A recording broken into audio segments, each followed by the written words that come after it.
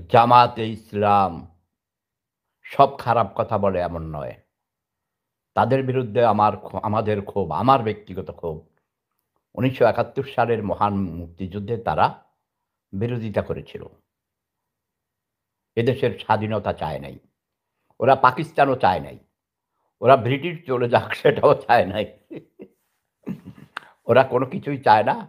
ওরা কি চায় ওরা নিজেরাই জানে না। ওরা বলে ওরা আল্লাহর আইন চায়। আল্লাহর আইন সম্পর্কে ওদের কোনো ধারণা নেই। কারণ তারা কোরআন শরীফ পড়ে না।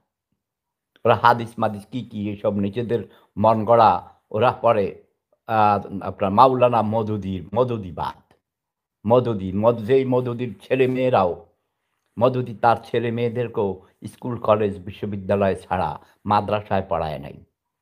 এমনকি আপনি দেখবেন জামাতে ইসলামের 99% কর্মী, নেতা সব মাদ্রাসা লেখাপড়া করেনি। বর্তমানে যিনি জামাতে ইসলামের আমির, আমি তার নাম দিয়েছি সাদা শকুন। কারণ তার মাথার চুল সাদা, ব্রু সাদা, দাড়ি মোছ থেকে শুরু করে বুকের পশম, নাভির নিচে আর গেলাম না। সব সাদা বুঝছেন?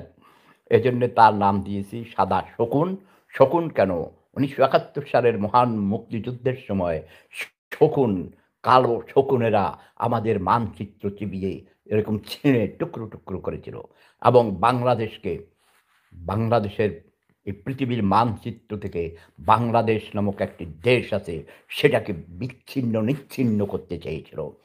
সেই শকুনদের এই উত্তরসূরি ডাক্তার শফিকুর রহমান, এই সিলেটি পাগা আবাদির ঘরের আবাদি, সে এখন সাদা শকুন রূপে এসেছে। আপনারা সাদা শকুন বললেই বুঝবেন জামাতের আমির ডাক্তার শফিকুর রহমান। ঠিক আছে? কিন্তু তারাও যে সব খারাপ কথা বলে তা নয়। তাদের চেয়ে বেশি খারাপ করেছে খুনি জিয়াউর রহমান। বিএনপি জামাতের থেকে হাজার গুণ খারাপ। রাজাকারদের পুনর্বাসিত করেছে।